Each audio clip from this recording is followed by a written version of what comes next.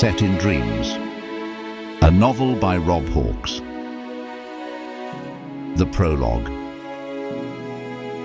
The Shipwright.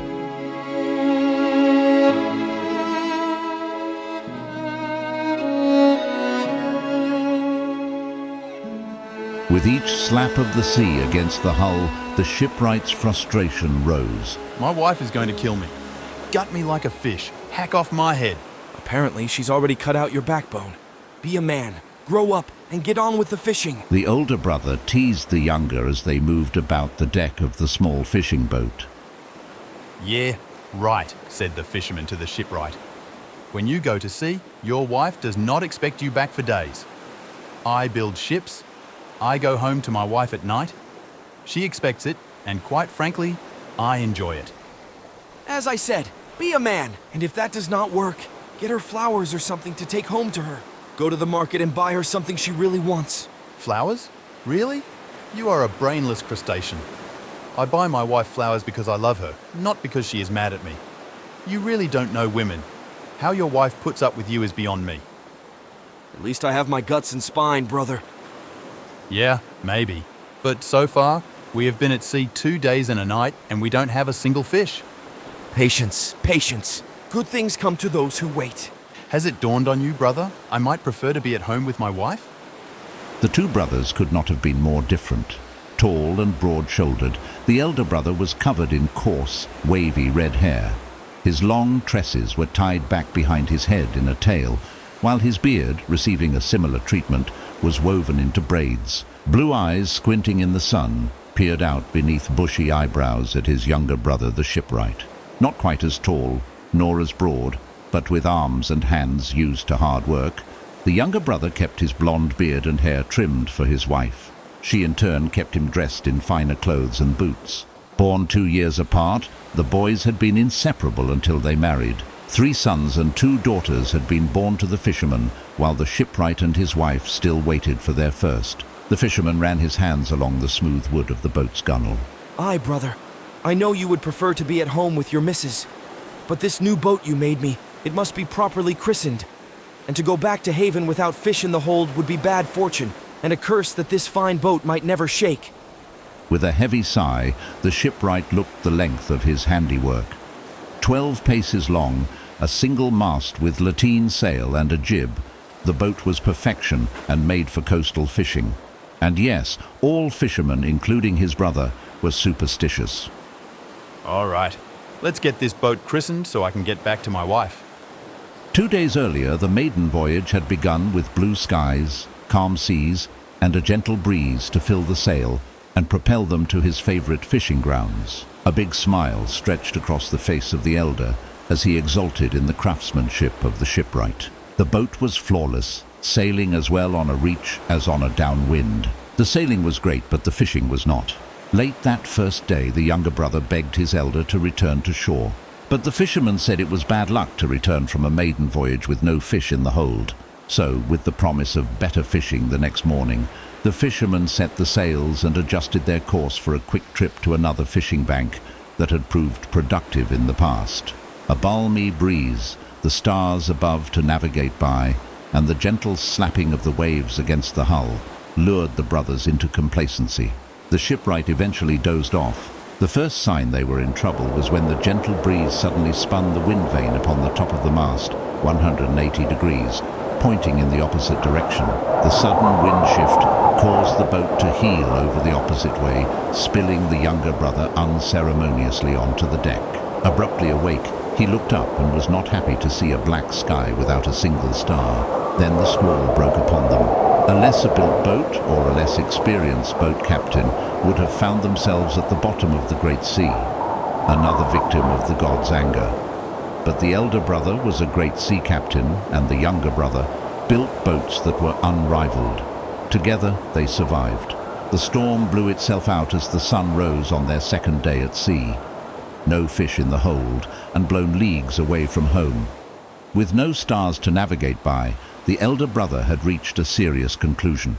Listen, until the sun sets, I cannot be sure of our location. Great, you mean we are lost? Not lost, just a bit confused. Until tonight, that is. Confused, lost. It's all the same. Why do I let you talk me into these things? Come on, don't ruin the adventure. Let's drop the nets. We have nothing better to do. So said the fisherman. They dropped the mainsail, lashing it to its boom, but left the jib out to keep the boat tracking true. Then, together, they began to heave the net over the side of the boat.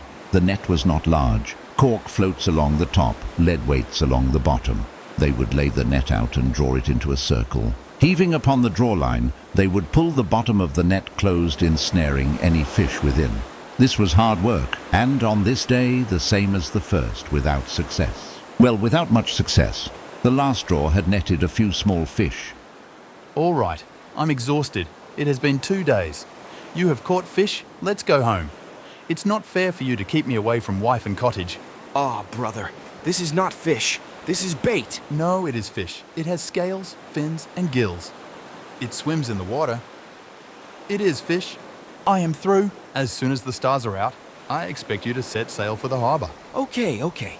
But these are not fish. At least not what I fish for. I tell you what, we will stow the net, cut these fish up for bait, and then we will set some drag lines as we sail for home. Well, okay. As long as I don't have to put the fish onto the hooks, I can live with that. So the brothers busied themselves about the boat, folding and stowing the net, and pulling out the long lines. The fisherman carefully prepared the small fish for bait. Then, as twilight dissipated and stars presented themselves on the horizon, he used his crude brass navigational equipment and calculated a course for home. The mainsail was hoisted and the jib set, then trimmed. As wind filled the canvas, the rigging gave a soft hum, and boat began to cut through the ocean on a course for Caelert Haven. The fisherman set the bait and slowly played out the line off the stern, while the younger brother took his turn at the tiller. I've laid one line with 7 hooks and bait. One of the fish we caught was too small to cut up, but is perfect to use on a large hook. I will keep an eye on the first line and you the other. Let's see who catches the most weight in fish. That does not seem fair, brother. You have 7 hooks to my 1. True, but your one hook can catch a massive fish, 10 times the weight of any one of my hooks. So you say. Aye, so I say. I tell you what, whatever you catch you can keep. Perhaps that will please your wife and save your hide. The gods know you need all the help you can get. And you can buy me a stout ale to boot? Aye, that I will. You will need some liquid courage to face your wife. The fisherman teased as he took his turn at the tiller, holding the course according to the stars. Both drag lines were tied to the stern of the boat. The fisherman, using a lightweight string, had pulled up some slack in the drag line and lightly tied it to the boom. Should either of the lines hook anything of reasonable size, the light string would snap as the fish pulled the line tight, letting the brothers know they had a fish on the line. Hours passed and the moon slowly rose in the sky, illuminating its full glory. Suddenly the fisherman's line went taut and the thread holding it in place snapped. First blood! Fish on, brother! We have a fish on! The elder brother cried. The brothers quickly dropped the mainsail, leaving the jib in place to keep the boat tracking forward as to not tangle the lines. Then, tying off the tiller, the elder brother began to pull the line in, while the younger wound it up onto its spool.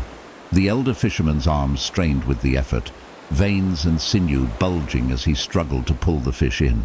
There's a big one on this line, and it's fighting me. I think you will be buying me a stout ale when we come to port, little brother. Maybe after I've had a good night's sleep. He grumbled. Minute by minute the fisherman battled the fish. Sometime he made headway. Other times the fish fought so hard the best he could do was hold on. But every fisherman who knows his salt knows how to play a fish. Given enough time, either the fish or the fisherman tires and the other wins the battle. This fish fought heroically, but the elder brother refused to cut the line. Suddenly the large fish leapt out of the water, thrashing about, trying to spit the hook from its mouth. Now that's a fish! A lot of work for one fish. Indeed. Nothing worthwhile comes easy, little brother. The minutes dragged by, and with each, the fisherman slowly drew the great fish closer and closer to the boat. Grab the gaff, brother. It's time to bring this beast aboard. The shipwright found the gaff and made his way to the port side of the stern. Now wait until I tell you. Then gaff it behind the gills. The shipwright leaned over the boat's gunwale, wielding the gaff like a sword. Behind the gills, brother! The fisherman shouted as his brother flailed at the huge fish. Hold it still. The shipwright shouted back as he slashed at the fish, missing its head and gaffing it in the tail. The tail? Really? the opposite end from the head. You going to complain or help me pull this thing in? The shipwright snapped back. Together, they pulled the beast into the boat. 2 hours had passed, and the younger brother was thinking about how much time was lost in their passage for home, but the elder brother reveled in his catch. This is a great fish. Perhaps the largest I have ever pulled aboard. Maybe even the largest I have ever seen pulled aboard any boat. This is a fish to christen a new boat if ever there was one. Can we set the mainsail, brother, please? Sure, little brother. I have my fish. Let us make for home waters. The one drag line was stowed, the mainsail unfurled, and with the course set for home, the brothers sailed following the stars. The older brother very happy, the younger brother not. The truth was his wife was understanding and patient, but it had been 2 days, and she was at home alone while he was off on adventure with his brother. The fisherman has a house full of children. His wife was never alone. The shipwright hated the thought of his wife alone and worried about him. Hours drifted by. The moon set, and the blackness of night slowly gave way to the warm orange of the rising sun. The shipwright watched as his elder brother manned the tiller and steered for home. He admired the fisherman, always had. His elder brother attacked life with such passion. Everything he did with all that was in him. He fished hard, lived hard, loved hard. The shipwright was envious of his brother, especially of his family. When they all got together, it was raucous. Loud, teasing, laughing and loving. The shipwright's wife would be quiet for a fortnight after those celebrations. They loved each other dearly, but life had become bittersweet. How long do you reckon before we make port? A good question. We are making way from due south. These are waters I am not familiar with. Could be soon, or could be later. How much later? Ah, now that's the question, isn't it? Just then, the thread holding the second line snapped. Fish on, little brother. Your turn now. Do I have to? It's barely sunrise and I'm exhausted. Let's just cut it and make for home. Now what kind of a fisherman would say that? I would. I'm not a fisherman, remember? I make boats. Sure, but we can't just ignore it. Come on, pull it in and take something home to your wife. The things you have gotten me into. Will it ever end? Probably not. Quit complaining and get to work. The mainsail was quickly furled, and the brothers attacked the line. This time the younger brother did the pulling, and the older brother wound the drag line onto the spool. It feels like I've hooked a whale. Not hardly, little brother. You just think you have. Whatever, it's heavy, really heavy. Stop complaining and pull. At this rate, I will never get you home in time for a proper skinning. And with that, the shipwright doubled his effort, hoping the sooner he landed his catch, the sooner they would be back on course for Halat Haven and home. Aren't fish supposed to fight? This feels like I am lifting an anchor. Here, let me try. The brothers traded places, and the fisherman began pulling the line. No fight, just dead weight. Maybe the boat towed the fish for a while unknown to us, and it is exhausted. Here, finish pulling this catch in. It is yours, not mine. Trading places again, the younger brother set his back into pulling up the line. His arms were burning and his hands ached, but he figured it had to end soon enough. It just had to. Brother, look! You have caught something different. The shipwright looked to where the brother was pointing, and sure enough, something large was bobbing in the ocean. The top was just above the surface of the water. What is it? I don't know. The sooner you pull it in, the sooner we will know. Come on, put your back into it. Maybe a merchant ship lost precious cargo in the storm. Maybe there will be a fine silk dress for your wife. That could save your hide. My hide is not the issue, brother. My wife at home alone is. Soon the brothers could make out the shape of a barrel floating almost submerged in the water. You have hooked a big one. A barrel, perhaps full of ale. You can get your wife drunk, and perhaps she will forget about skinning you. Really? You know my wife does not drink much more than an occasional glass of wine, and I have never seen her drunk. Either way, it is your catch. Let's see if we can drag it aboard. I think I am gonna have to drop the jib. We'll never pull something that heavy aboard while moving.